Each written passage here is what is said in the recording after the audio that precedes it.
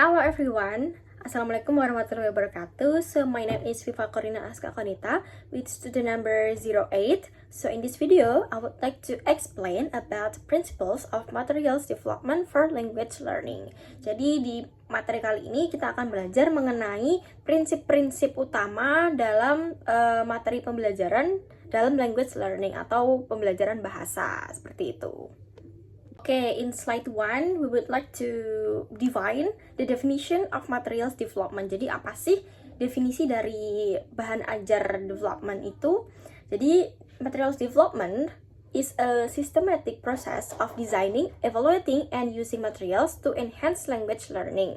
Involves adapting, creating, selecting, and evaluating materials. Jadi itu menurut Tomlinson definisi dari materials development. Jadi dari definisi tersebut kita bisa menyimpulkan bahwasanya pengembangan bahan ajar itu tidak terbatas pada buku teks saja, tetapi juga media digital, audio, video, hingga aktivitas pembelajaran lainnya. Jadi prosesnya itu bisa formal dan juga informal. Jadi materi pembelajaran atau bahan ajar yang kita berikan kepada murid, dari guru ke murid, itu tidak hanya melulu sekedar teks atau sekedar tulisan, tapi juga bisa dalam bentuk yang bervariasi. Contohnya ada penyajian video, audio, atau aktivitas kreatif lainnya. Dan juga of course di akhir pembelajaran itu juga harus ada evaluasi agar kedepannya itu bisa lebih baik lagi. And the next slide, goals of materials development. Jadi tujuannya tuh apa sih kita membuat materials development itu, bahan ajar? Jadi itu provide meaningful linguistic input, enhance students engagement and motivation, and also support the development of communicative competence. Jadi bahwa bahan ajar itu harus mengarah pada pengalaman belajar yang relevan dan menarik. Tujuannya bukan hanya sekedar latihan bahasa, tapi juga penciptaan konteks belajar yang kaya. Jadi ketika menciptakan bahan ajar untuk diajarkan kepada murid itu tidak hanya sekedar oh ya udah kita ajarkan materi, yang penting nyampe kepada murid selesai, itu tidak hanya sekedar seperti itu, tapi harus meaningful, harus bisa menciptakan motivasi kepada si murid dan harus kaya akan konteks sehingga nanti bisa bermanfaat untuk kedepannya bagi kehidupan orang yang akan kita ajar, seperti itu.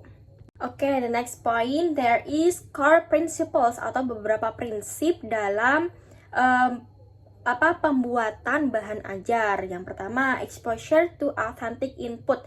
Jadi siswa itu harus memahami atau mendengarkan bagaimana sih contoh-contoh dari penutur bahasa aslinya atau native speakernya. Jadi dengan begitu dia akan tahu pengetahuan murni dari bahasa asli sang native speaker. Yang kedua ada learner engagement. Ketiga ada use of language for communication, noticing, and awareness. And then acquisition is facilitated by using L2 for real purposes. Jadi prinsip-prinsip ini semuanya saling berterikatan, saling terikat satu sama lain. Jadi tidak bisa dipisahkan prinsip-prinsip dalam pembuatan bahan ajar ini. Jadi semuanya ini penting dan semua harus diperhatikan oleh si teacher ketika mulai untuk membuat bahan ajar. Oke, the next page, there is additional principles by Tomlinson. Jadi Tomlinson itu menambahkan beberapa prinsip dari pembuatan bahan ajar. Apa aja? Yang pertama ada material should involve multiple senses. Yang kedua ada focus on learners' effective factors and motivation. Material should be flexible and adaptable.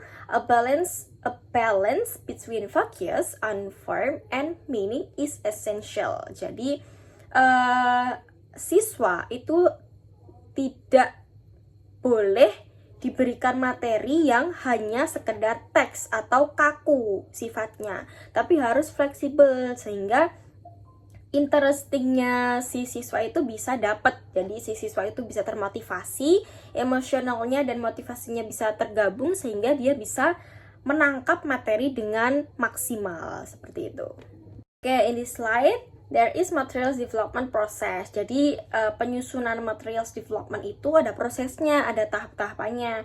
Yang pertama itu identifying learner needs. Jadi yang pertama kita harus paham apa yang dibutuhkan oleh murid. Ketika kita sudah memahami apa nih kebutuhan murid, maka kita akan tahu bahan apa yang akan kita pilih untuk nantinya kita ajarkan. Yang kedua, defining learning objectives. Nah, setelah kita mengidentifying learner needs, habis itu kita akan masuk ke proses learning objectives. Nah, setelah itu, habis kita dapat learning objectives, kita selecting and adapting content. Nah, selecting and adapting content ini harus juga yang kreatif, jangan hanya kaku, jangan hanya melulu contohnya hanya aktivitas di indoor, tapi juga kontennya itu kalau bisa sebagai guru itu kita juga harus bervariasi. Kita ada project, ada outdoor dan lain sebagainya sehingga bisa bervariasi materinya. Kemudian designing learning activities. Setelah kita menyeleksi konten-konten dan adapting konten, kita mendapatkan kira-kira oh ini yang pantas. Habis itu kita akan mendesain atau merancang activities learning activities yang akan kita gunakan selama pembelajaran ke depan. Nah, setelah terlaksana pembelajaran yang kita desain, maka ongoing evaluation of materials. Nah, setiap pembelajaran itu kita harus mengevaluasi tiap-tiap pembelajaran agar apa yang kurang itu bisa diperbaiki dan apa yang sudah baik itu bisa kita pertahankan. In the next slide, there is types of learning materials. Jadi macam-macam learning materials itu apa aja sih yang bisa kita berikan? Yang pertama ada input materials berbentuk teks, audio, dan juga video. Nah, ini bisa bervariasi ketika kita memberikan input materials. Jadi ya ketika kita memberikan materi awalan itu jangan hanya teks aja atau audio aja atau video aja, tapi kita harus mengintegrasi semua aspek. Jadi dengan seperti itu maka akan bervariasi dan terkesan kreatif. Yang selanjutnya ada instructional materials, ada task instruction dan juga exercises.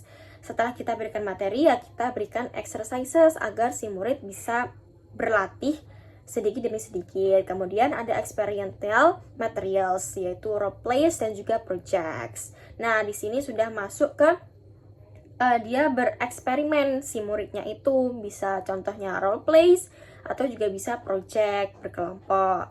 Selanjutnya ada output materials, yaitu berbentuk writing task or oral presentations. Nah, di sini sudah masuk ke praktek lebih lanjutnya. Contohnya di situ ada writing dan juga ada presentasi. Ya, ini ketika kita meningkatkan atau kita memberikan variasi model pembelajaran, maka murid pun juga akan termotivasi dalam belajar karena mungkin akan memberikan rasa ketertarikan yang lebih kepada murid. And the next is evaluation and adaptation. Evaluation includes relevance, effectiveness, and appeal. Nah, kalau adaptation itu necessary based on learner context. Evaluation can be formative or summative. Formative is during use or summative is when after use.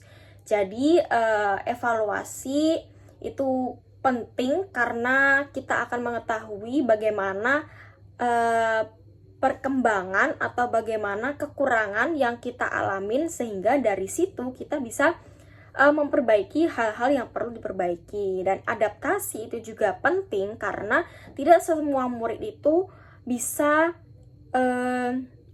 cocok dengan konteks yang kita berikan itu. Maka dari itu kita perlu mengadaptasi hal-hal yang cocok untuk semua konteks sesuai dengan kebutuhan murid. Oke, in last slide, there is conclusion atau kesimpulan. Jadi kesimpulan yang kita dapatkan dari materi ini yaitu yang pertama, Material development is a creative and reflective process. Material development principles support effective language learning, and teachers play a crucial role in developing and adapting teaching materials. Jadi, intinya guru itu bukan hanya sekedar penggerak bahan ajar, tapi juga adalah tokoh yang mana dia menciptakan bahan ajar untuk diberikan kepada siswa dengan spesifikasi masing-masing. Maksudnya disesuaikan kepada level dan gaya belajar dari masing-masing siswa, seperti itu. Jadi material development overall adalah seperti yang sudah saya jelaskan. Well, I think that's all about my presentation. If I have many mistakes, please pardon me. Thank you for your attention. Wassalamualaikum warahmatullahi wabarakatuh.